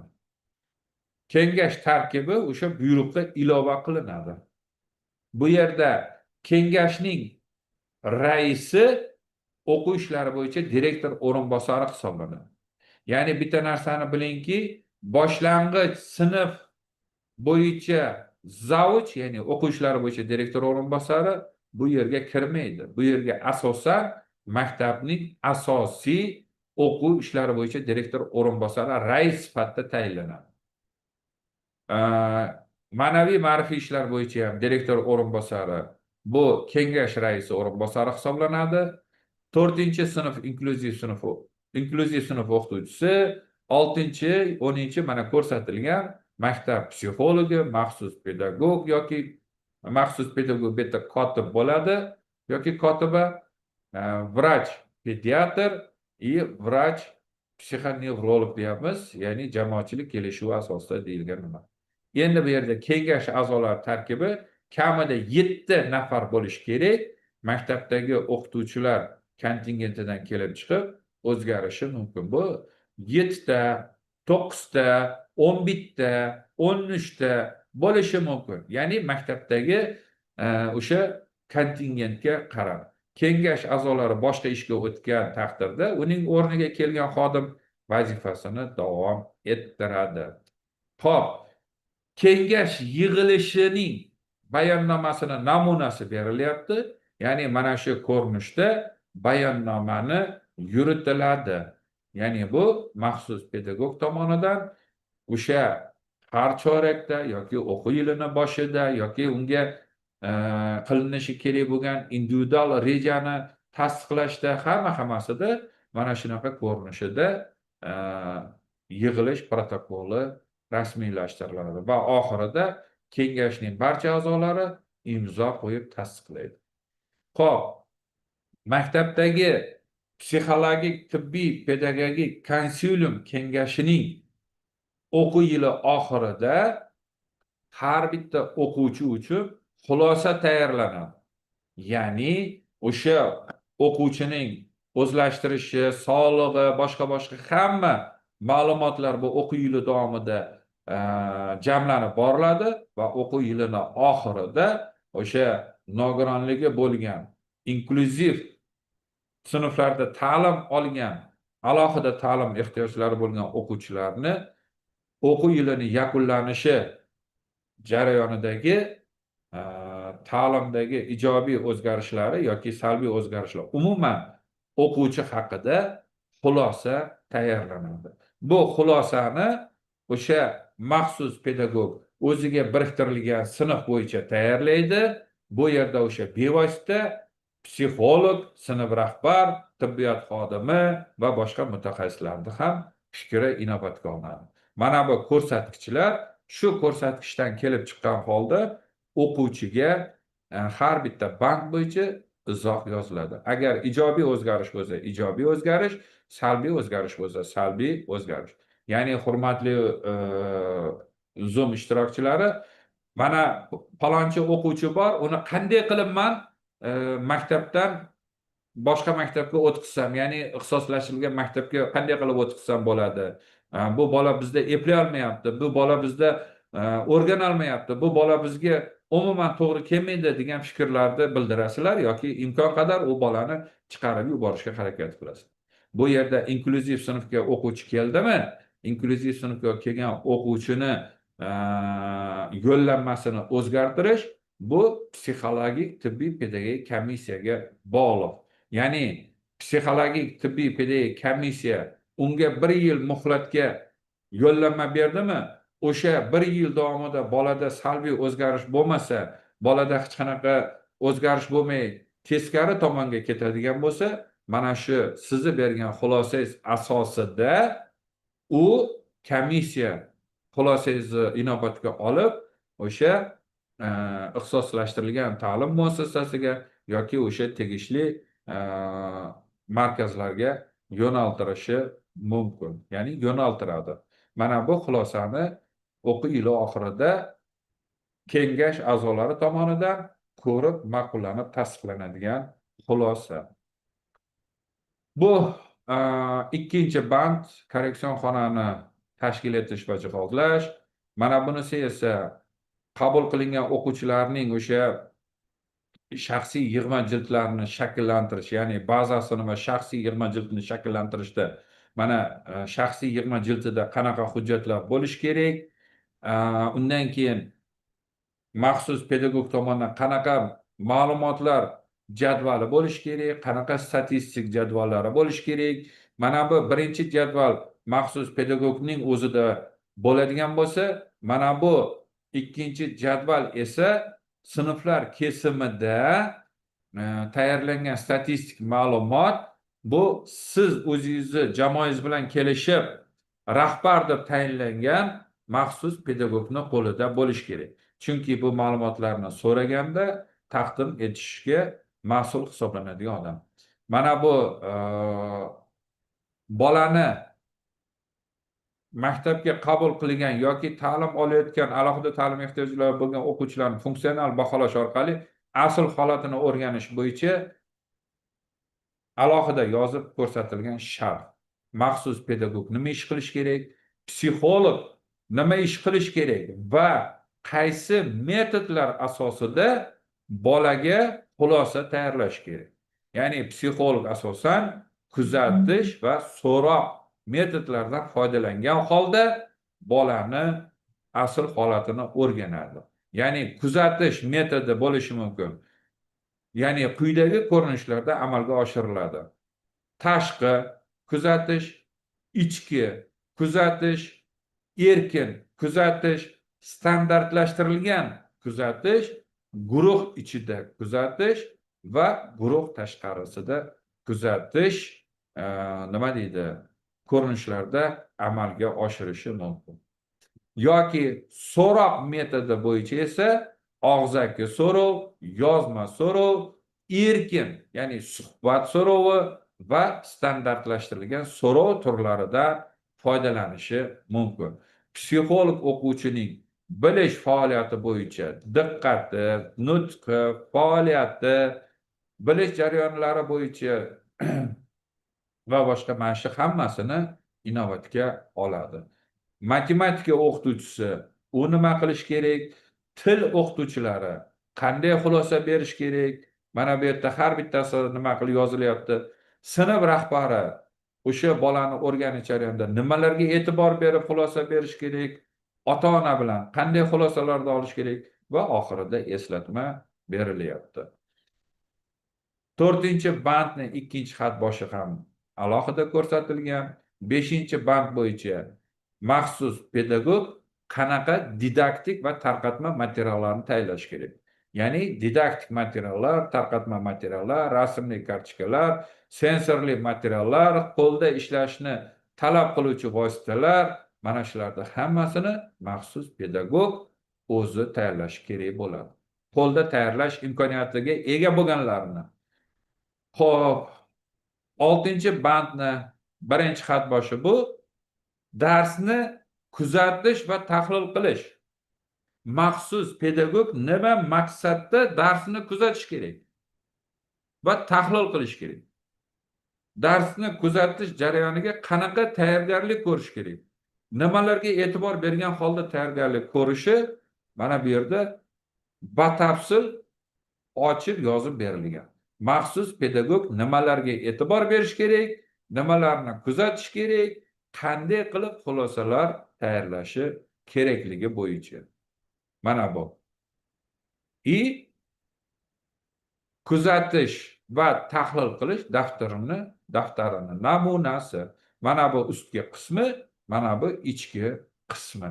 Ya'ni maxsus pedagog tomonidan o'sha alohida ta'lim ehtiyojlari bo'lgan o'quvchilarga dars mashg'uloti o'tayotgan o'qituvchilarni darslarni tahlil qilish. Va mana bu yerda esa o'sha tahlil natijalari asosida o'qituvchiga, dars berayotgan o'qituvchiga qanaqa amaliy metodik yordam berishini tashkil etish bo'yicha batafsil ochib yozib berilgan. Undan keyingisi ushbu o'quvchilarimizni baholash bo'yicha ham maxsus pedagog o'zini amaliy yordamini berish kerak o'qituvchiga. Ya'ni summativ va formativ baholash deyapmiz. Summativ va formativ baholash o'zi nima ekanligi va o'quvchilarni o'sha imkoniyatlardan kelib chiqib, nisbiy qanaqa baho qo'yish yoki ball qo'yish kerakligini tavsiyasini berish kerak bo'ladi. Bu yerdagi 8-banddagi bu ijtimoiy qiyinchiliklari, to'siqlari bo'lganlarga qanday yordam berish kerakligi, nima qilish kerak? 9-bandda ham xuddi o'sha narsa. Bu qanaqa yordam ko'rsatish kerakligi boshqa. Undan keyin 10-banddagi stress va emotsional so'nash holatlarini profilaktikasi bo'yicha nima ish qilishlari kerakligi, psixolog bilan birgalikda va 11-sida maktab pedagog xodimlarini o'quvchilar alohida ularning oilalari bilan ijobiy muloqot qilishda nimalarga e'tibor berish kerakligi batafsil ochib berilgan sharhda. Ya'ni bu maxsus pedagogning 11 ta banddan iborat bo'lgan ish rejasini qanday qilib bajarishi bo'yicha batafsil ochib berilgan sharhlar. Mana shunisiga e'tibor berishsin, sizlar ham tushuntirayotganda e'tibor beringlar. Undan keyingisi pedagogik psixologik individual qo'llab-quvvatlash rejasini ishlab chiqish bo'yicha funksional holatlarni baholash orqali asl holatini o'rganish. Ya'ni o'quvchini individual qo'llab-quvvatlash rejasini tuzishdan oldin uni asl holatini diagnostika qilib o'rganib olishimiz kerak. Bu diagnostika bitta maxsus pedagogning ishi emas, bu yerdagi bir nechta mas'ullarni ishi hisoblanadi. Shunday ekan, maxsus pedagog buni umumlashtiriladi, tayyorlaydi, lekin boshqalar ham o'zini mas'uliyatidan kelib chiqqan holda alohida ta'lim ehtiyojlari bo'lgan o'quvchilarni asl holatini o'rganib baholashda ko'maklashishi kerak. Ya'ni har bir o'qituvchi yoki mutaxassis o'z yo'nalishi bo'yicha bola qanaqa ta'lim olishda qiyinchiliklarga duch kelayotganliklarini batafsil xulosasini berish kerak. Ya'ni buni tayyorlash uchun o'quvchi haqida birinchi yoziladi, maktabdagi inklyuzivlik holati yoziladi, qanchalik sharoit yaratilgan, yaratilmagan, bolaga qanaqa to'siqlar bor yo'qligi, boshqasi sinfdagi holat, maktab mahalladagi holat. Bu mahalladagi degani bolani yashash hududidagi holat yoziladi. Ya'ni bola ko'p qavatli uyda yashaydimi, uchastkada yashaydimi, ya'ni dala hovlida, xullas kalom mana shuni batafsil nimasi yoziladi. Kelib ketishi qanaqa, ya'ni maktabga uzoqmi, yaqinmi yoki transportda kelib ketishi qulaymi, qulay emasmi? Mana shu nimalari ma'lumotlari ko'rsatiladi. Ya'ni komissiya tomonidan berilgan yo'llanmani sanasi, muddati, qayd etish raqami, tashxisi bu yerda qo'yiladi. Va endi mana bu yerda kelib nima qiladigan bo'lsak, bu asosan 4 ta bo'limdan iborat. Ya'ni birinchisi bilimlarni o'rganish va qo'llashi bolani. Ichida birinchi band sensor, ikkinchi band bazaviy ta'lim, uchinchi bandi olgan bilimlarni amalda qo'llay olishi haqida ko'rsatilgan. Endi bitta birinchi bo'limda nimalar nazarda tutilyapti? Sensor qobiliyatlarining rivojlanganligi. Boya yuqorida aytib o'tdik, korreksion xonada maxsus pedagog qanaqa rivojlantiruvchi mashg'ulotlarni olib borish kerakligi. Ya'ni bolani kuzatishi, tinglashi, boshqa sezgi organlaridan foydalanishi qay darajada ekanligi. Ya'ni buni maxsus pedagog psixolog bilan, sinf rahbari va ota-onasi bilan hamkorlikda o'rganadi. Ya'ni sentyabr oyida o'sha 2 yoki 4 sentyabrda o'qish boshlandimi, to 31 sentyabrgacha, 30 sentyabrgacha mana bu jarayonni o'rganish kerak bo'ladi maxsus pedagog. Ya'ni agar bola kuzatish jarayonida qiynalmasa, qiynalmaydi deb yoziladi. Agar ba'zi hollarda qiynaladigan bo'lsa, ba'zi hollarda qiynalishini sababi ko'rsatiladi yoki juda ko'p qiynaladigan bo'lsa, qanaqa vaziyatlarda juda ko'p qiynalishi, umuman bajara olmaydigan bo'lsa, nima uchun umuman bajara olmasligi batafsil bayon etiladi. Endi mana shu 4 ta xulosadan bittasini tanladingizmi? O'sha tanlagan xulosangiz bo'yicha, ya'ni holatni aniqlaganingiz bo'yicha bunga qanaqa ta'sir etuvchi omillar bor? Ya'ni o'quvchining ehtiyojlari va muammolaridan kelib chiqqan holdami bunga to'siq, yoki atrof muhit bilan bog'liq bo'lgan muammolar? Ya'ni atrof muhit degani o'zingiz bilasiz, o'sha atrofidagi ijtimoiy muassasalar yoki yo'llar yoki o'sha boshqa hodisalarni inobatga olish mumkin. Agar o'quvchini o'zida bo'ladigan bo'lsa, ya'ni o'quvchini o'ziga nisbatan qanaqa to'siq bor? Mana shu to'siqlarni sababini mana oxirgi ko'rsatilgan ikkita ustunda bayon etasiz.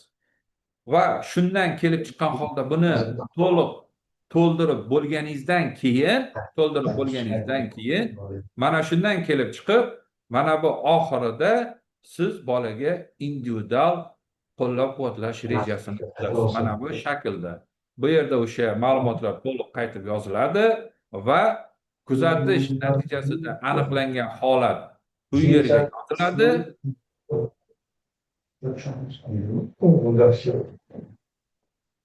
Eshitamizlar boshqarma? Muhayyo.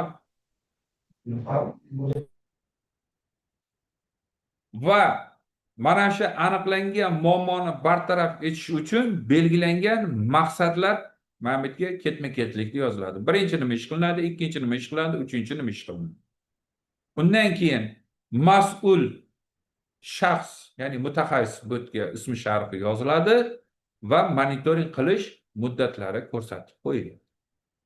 Va mana shu ishlab chiqilgan individual reja kengash tomonidan ma'qullanib, direktor tomonidan nima qilinadi? Tasdiqlanadi. Xuddi shu tartibda qolganlari ham inobatga olinadi. Endi siz aytishingiz mumkin, mana bu a'zolar menga qo'l qo'yadi, direktor. Bu yerda siz aytishingiz mumkin, xulosa mana shundan kelib chiqib olingan. 23 ta banddan iborat bolaga tayyorlanadigan xulosa mana shu individual rejadan kelib chiqib olingan. Hurmatli ustozlar. Xo'p, asosiy beradigan ma'lumotlarim shundan iborat. Bu yerda sizlar o'zingizning maktabingizdagi maxsus pedagoglar uchun xuddi mana shu tartibda tushuntirib berishingiz kerak. Xuddi mana shu tartibda ularga yetkazishingiz kerak. Elektron variantini hamma oldimi? Assalomu alaykum, oldik. Hammaga yetib bordimi? Yetib keldi. Tumanlarga ham yetib bordimi, Boboyor aka? Oldim, tumanlarga endi Almira opa liniyasi jo'natgan aniq. Men o'zim o'qib ko'rdim. Juda bir ajoyib risola bo'libdi. Adashmasam buni ana shu narsani salgina boyitib, doktorasi dissertatsiya qilsa bo'lar ekanda. O'zimning havasim keldi. Juda chiroyli bo'libdi. Endi xudo xolasa bo'lib qolar aka u ham. Nasib, rahmat. Nasib. Xo'p, kimning savoli bor? Marhamat. Assalomu alaykum ustoz. Alaykum Men assalom. Namangan viloyati Davlatobod tumani 84-umumiy o'rta ta'lim maktabi maxsus pedagogi O'rinova Oyshaman. Hozirgi Zoom seminarida ishtirok etdim. Juda ham maroqli, juda ham mazmunli seminar hamda o'quv qo'llanmasi bilan ham tanishib chiqdik. Rahmat kattakon sizlarga. Alohida savolga aslida o'rin ham qolmadi. Taklif bor bir ikkita, agar qarshi bo'lmasangiz, qolganlar ham qarshi bo'lmasa, shu bir ikkita taklif bildirsam bo'ladimi? Marhamat, bemalol. Taklifni keyingi qo'llanmalarga qo'shiladi. Bemalol. Mayli, keyinga qoldirilsa, men ustoz bilan alohida o'zim aloqaga chiqishim ham mumkin. Kerakli odamlardan nomerlaringizni olib Beravering taklifingizni. Bu birinchi marta chiqqan nashr, bu hali takomillashtiriladi. Hali biz viloyat mas'ullariga topshiriq sifatida tushiramiz. Har bitta amaliyotchi maxsus pedagog o'zlarini yozma ravishda takliflarini berishi shart. Ha, tushunarli, rahmat katta. Maxsus pedagog va defektologiya defektologiya tushunchalari ular haqida alohida tushuntirish olib o'tilibdi. Shunga maxsus pedagogikaga ham xuddi defektologiyadagidek tashxis qo'yishni ham qo'shsak bo'ladi. Nimagaki bu ijtimoiy himoyaga muhtoj bo'lgan shaxslar hamda bolalarga to'g'ri korreksion ish olib borish uchun birinchi o'rinda kuzatish metodini qo'yish kerak. Ikkinchida to'g'ri tashxis. Ya'ni bu to'g'ri tashxis nima? Bitta tashxis F83 tashxisini oladigan bo'lsak, uni o'zi to'rttaga bo'linadi: psixogen, konstitutsional, somatogen, serebral shakllariga bo'linadi. Bolani holatini kuzatish jarayonida kelib chiqib bu to'g'ri ichki tashxisni qo'yish kerak. Chunki to'g'ri tashxis ham 50% bolani to'g'ri korreksion ish olib borishiga yo'l beriladi degan joyi bor edi. To'g'ri. To'g'ri tashxis bu tibbiy pedagogik psixologik komissiyani xulosasi, bu umumiy xulosa hisoblanadi. Tashxis qo'yish ana shu xulosaga tayangan holatda ichki to'g'ri tashxis qo'yilishi kerak. Ya'ni bu yerda bitta narsani to'g'ri tushunish kerakki, komissiya umumiy nimadan kelib chiqqan holda bu tibbiy umuman tibbiyot yo'nalishidagi kasalliklarning klassifikatsiyasi, ya'ni nima deydi, tasnifidan kelib chiqqan holda diagnozini qo'yib beradi. Ya'ni u diagnozini qo'yib bergandan keyin bola o'sha intellektual rivojlanishidagi umumiy nimani tashxisda olgani bilan, lekin undagi o'sha funksional buzilish har xil ko'rinishda bo'ladi. Ya'ni bu yerdagi biz individual qo'llab-quvvatlashni rejasini tuzishda o'sha Xalqaro Birlashgan Millatlar Tashkiloti tomonidan ma'qullangan o'sha funksional buzilishlarning o'sha klassifikatsiyasi asosida bu narsaga e'tibor qaratildi. Ya'ni bu yerda hozir ko'pchiligimiz tushunmasligimiz mumkin yoki tushunsak ham bu nima deydi, individual ta'lim rejasi emas-ku deyishimiz mumkin. Lekin aslida oladigan bo'lsak, individual ta'lim rejasi deganda mana o'zim xalqaro tajribalarda ko'pini ko'rdim, o'rgandim. O'sha Amerikanikini ham, boshqanikini ham bu yerda o'sha o'quv rejadagi dars mashg'ulotlarini ham bolani o'sha ta'lim olishiga moslab turib, ya'ni individual reja qilib alohida o'qitilishi. Ya'ni o'sha dars mashg'uloti o'tadigan bo'lsa, u bola alohida o'qituvchi shug'ullanishi va boshqa fanlarda esa boshqa o'rtoqlar bilan birlashtirib o'tilishini ham ko'rdik. Bizda esa inklyuziv ta'limda bu hamma uchun birdek bo'lganligi uchun birdek ularga ta'lim berish jarayonida faqat maxsus pedagog tomonidan fan o'qituvchisi bilan o'zbeklikda ishlashini ta'minlashimiz kerak va unga o'sha materialni berishda nimaga e'tibor berilishi va uning o'sha boshqa qobiliyatlarini ham rivojlantirishga qaratilgan bo'lishi kerak deb o'ylayman. Taklifinglar bo'lsa, bemalol nima qilishinglar mumkin. Xo'p, rahmat kattakon. Assalomu alaykum. Chunki to'g'ri Assalomu alaykum. Alaykum assalom. Kamoliddin aka, o'zimiz Ha, rahmat. Qanday o'zing? Qashqadaryo viloyati Yakkabog' tumanidanman. Ismim Shaydulla. Bitta taklifmi, savolmi bor edi-da. Mana bu maxsus pedagoglikka maktablar buyruq chiqaradi. Biz endi buyruq chiqarganda yozganmiz ichiga qanaqa mutaxassisliklar kerakligini. Shunga maktab direktorlari menda ham shunaqa bo'ldi-da. Mutaxassisligiga qaramay boshlang'ich o'qituvchisiga dars yetmagan o'qituvchisini bo'lib, bitta bolani ikkiga bo'lib chiqaraveryapti-da. Shunga qanaqadir bizlardan bir tavsiyanoma ham qanaqadir bir kerak bo'lsa bir ishlab chiqish kerakmi deyapmanda yoki qanaqadir ular qaytarish nimasini bo'lish kerakmi? Endi Dars yo'q o'qituvchiga bo'lib ishlatdi. maxsus pedagogdimi? Ha, maxsus pedagogni Maxsus boshlanishi pedagogni agar maktab direktori o'z boshimchalik bilan fan o'qituvchisiga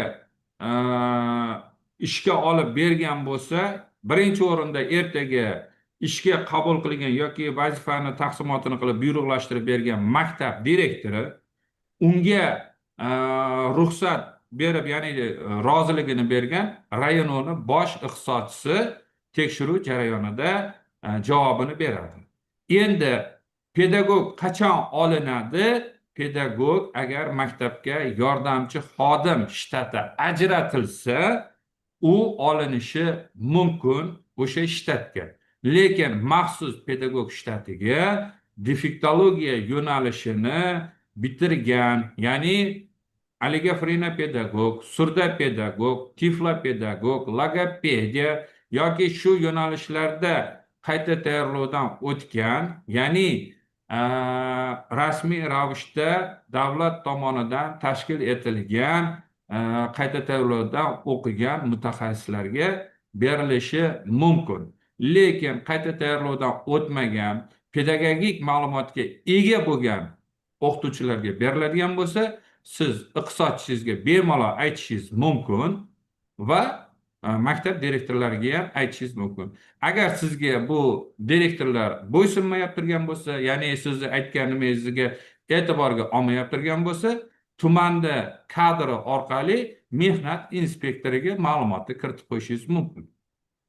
Chunki mana kecha maxsus pedagog bilan yordamchi pedagogni malaka tavsiflari tasdiqlanib chiqdi, hammaga yetkazildi. Bu gruppalarda ham aylanyapti. Ana o'sha asos.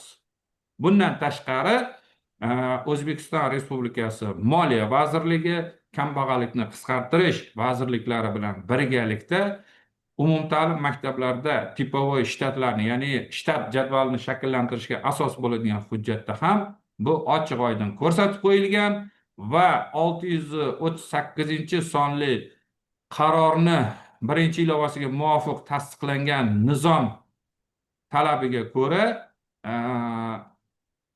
o'sha yordamchi xodim hamda maxsus pedagogni ajratilishi va ularga kimlar qabul qilinishi 740-sonli qarorda ham ko'rsatib qo'yilgan.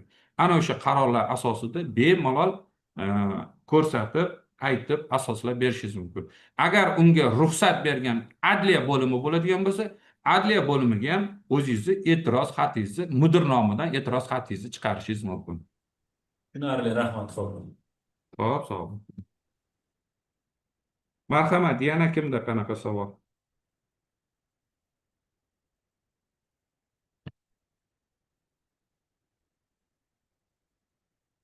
Hammaga tushunarlimi? Assalomu alaykum ustoz, menda savol bor edi. Marhamat. Men Surxondaryo viloyati Uzun tumani 1-umumta'lim maktabi maxsus pedagogiman. Yaqinda ishga kirdim, dekabr oyida. Bu inklyuziv o'quvchi bilan darsda birgalikda o'tirish kerakmi? U fanlarni baho qo'yishi, u dars payti qaysi darslarda biz olib chiqib ketishimiz mumkin yo dars vaqti olib chiqib ketish mumkin emasmi umuman? Shuni so'ramoqchi edim. Qayerda bitirgansiz? Qayta tayyorlovda o'qiganman. Qayerda? Guliston davlat universiteti qoshidagi Yo'nalishingiz? Sirdaryoda. Yo'nalishingiz? O'zi rus tili fani o'qituvchisiman. Yo, qayta tayyorlovdi yo'nalishi. Logopediya. Logoped. Logopediya. Kim dars bergan? Kim dars Agar bergan? mumkin bo'lsa. Kimlar dars bergan o'shani agar mumkin bo'lsa? Ismlari Farhod aka, keyin Shuhrat aka deganlar. Endi bitta narsada men birovni tanqiddan qilmoqchi emasman, birovni ish yo'nalishiga aralashish niyatim ham yo'q. Lekin bitta narsaki, mana shu Sirdaryoda tashkil etilayotgan shu yo'nalishdagi qayta tayyorlov bo'yicha agar mutaxassis bo'lsa, nur ustiga olon nurda, man yomonlashim emas. Sizni hozir beryapti turgan savolingiz oddiygina narsada, maxsus pedagogni ish faoliyatini men batafsil gapirib berdim. Maxsus pedagog degani bu ertalab soat 9dan yoki 8:30dan kelib birinchi soatdan to dars tugaguncha sinfda o'tirish degani emas. U bolani Ha. mustaqil hayotga o'rgatish kerak. U o'ziga ishonch bo'lgan ishonchni oshirish kerak. Oshirish kerak. Mustaqil bo'lishini ga o'rgatish kerak. Endi sinfda dars beradigan o'qituvchi bu meni bolalarim boshqalarga xalaqit beryapti, dars o'tishimga unaqa qilyapti, bunaqa qilyapti. Unaqa deyishga ham haqqi yo'q. Chunki maxsus pedagogga berilgan ustama o'sha fan o'qituvchisiga ham ustama berilyapti. O'sha Ha, fan biz birinchi o'qituvchisi ishga ham kelganimda lekin unaqa demadida. unaqa Kattalar demakda aytishdi, yo'q emasda, dedi. mana shu uzun tumanida o'tirgan metodistsiz sizga tushuntirishi kerak. Avgustda bo'lib turgan malaka oshirishda tushuntirdik. Har oyda mana maxsus pedagoglar uchun seminar tashkil etilyapti har haftada. Endi sizni tumaningizda o'tirgan yoki viloyatingizdagi o'tirgan mas'ul bu haqda sizga xabardorlik qilmasa, endi bilmadim. Bugun ham qanday qilib ulanib qoldingiz, bu sizning baxtingiz. Qancha ma'lumotga ega bo'ldingiz? Maxsus pedagog degani ertalabdan kechgacha darsda o'tirish degani emas. Ha, tushunarli, rahmat. Xo'p, darsda o'tirishingiz mumkin. Kuzatuv, mana dars tahlili dedik, kuzatish dedik. Ana o'sha paytda kirib o'tirishingiz mumkin. O'sha o'quvchi kelgan paytda o'sha o'quv yilini boshida adaptatsiya qilishi uchun, sinfga o'rganishi uchun, o'rtoqlariga o'rganishi uchun kirib o'tirib turishingiz mumkin. Lekin uni asta-sekinlik bilan o'sha o'zini mustaqil harakat qilishiga, o'ziga ishonch hosil qilishiga, boshqalarni bilan birgalikda o'sha kirishib ketishiga, boshqalar o'sha sinfdagilari uni qo'llab-quvvatlashiga o'rgatish kerak. Endi agar uni uyida ota-onasi maktabga kelganda maxsus pedagog o'sha dars boshidan oxirigacha yonida o'tiradigan bo'lsa, u hech qachon moslasha olmaydi. Dars tugagandan keyin siz ham charchaysiz, u bola ham charchaydi, keyin siz korreksion rivojlantiruvchi mashg'ulotni o'tolmaysiz ham. Uni o'rgatish kerak. Demak, dars boshlangungacha o'quvchini chaqirib mashg'ulotlarga o'tishimiz kerak-da, shundaymi? Assalomu alaykum. Ming bor uzr ustoz. Hozir gapinglarni bo'ldim. Qisqacha sizga savolingizga javob shundan iboratki, 638-qarorda 15-betigacha bor. Olasiz, qo'lingizga chiqartirib olganmisiz?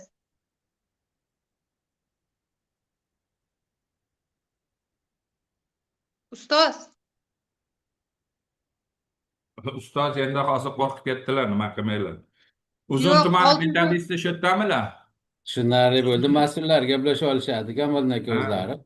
Xo'p, batafsil gaplashib tushuntirib olasizlar. Mana sizlarga hammasini nima qildik? Bu maxsus pedagog degani maktabdagi uzri qo'pol qilib aytganda, haligi enaga emas.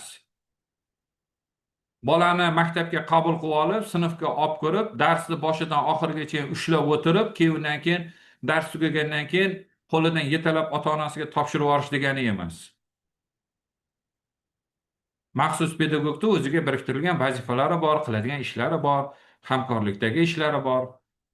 Mana shu qo'llanmani yaxshilab o'qib, o'rganib, o'zingizlar ham o'rganib olinglar, maxsus pedagoglarga ham bularni tushuntirib o'rgatinglar. Xo'pmi? Savolinglar bo'lmasa, hammanglarga rahmat, sog' bo'linglar. Tushunarli, rahmat. Rahmat ustoz. Xo'p, sog' bo'linglar. Charchamang ustoz, sog' bo'ling.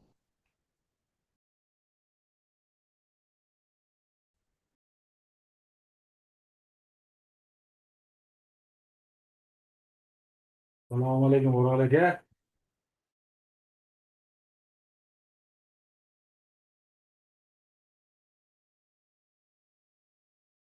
Zondan chiqaversak bo'ladimi?